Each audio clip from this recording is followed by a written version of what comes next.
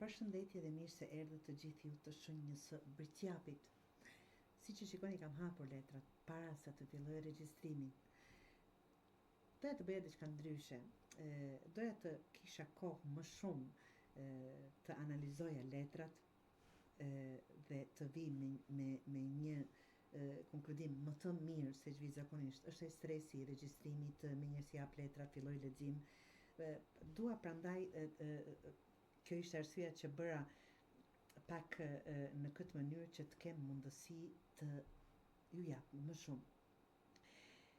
Të dashur Britjapë, ky është një rrëfim fuqie. Ky leximi juaj, rikuperim dhe qartësim pas mjedhjes emocionale. E di si është, sikur t'ju flet një shoqe mirë, të dashur Britjapër, që të ul pranë vetes dhe të thotë, mos harro kush je. Shiko sa larg e arritur. Tani është koha të zgjedhësh me zemër të kthjellët, jo nga frika. Në thelb të këtij leximi është ti një grua apo një burr, s'ka rëndësi, që po rikthehet në veten e saj, në veten e vet, të plot, pas zhgënjimeve, të pasigurive që i kanë lodhur shpirtin. 9 të monedhës, të dashur, tregojnë pavarësinë, sigurinë dhe forcën që ke ndërtuar, ke arritur në pikë ku nuk ke më nevojë të dëshmosh veten.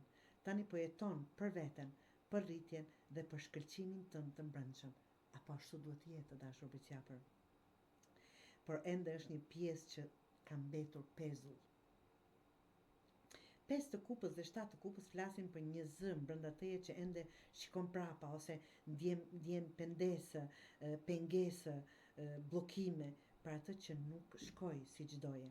Ka një lloj trishtimi të heshtur, por dhe konfuzion kur vjen puna për të zgjedhur rrugën përpara. Mos u trem nga kjo ndjesi, të dashur Britjapër.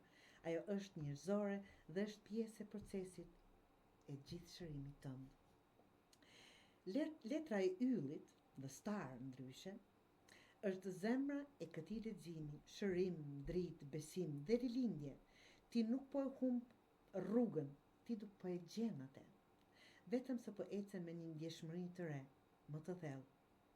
Mbretëresha e monedhës dhe 3 të monedhës tregojnë që tani ke gjithçka që duhet për të ndërtuar një jetë të qëndrueshme, të bukur dhe me qëllim. Por ndoshta ke nevojë për bashkëpunim më të ndershëm nga të tjerët. Jep vetëm aty ku ke energji të kthyer mbrapsht, ku ka respekt dhe vlerësim. 8 të shkopive sugjeron që ka ende bllokime në komunikim, në gjërat që nuk ju shkojnë ashtu siç duhet, ose vonesa në vendime, por kjo ndodh sepse gjithçka po riformulohet në mënyrën e duhur. Të dashur Britjapër, mesazhi i këtij leximi është: po e rindërton jetën tënde mbi vlera të reja. Mos e shkatërro këtë themel për shkak të së shkuarës apo pasigurisë tënde. Shpeshherë kam thënë që atë çfarë mendojmë atë realizojmë. Mos e sabotoni punën e juaj duke menduar negativisht, të dashur Britjapër.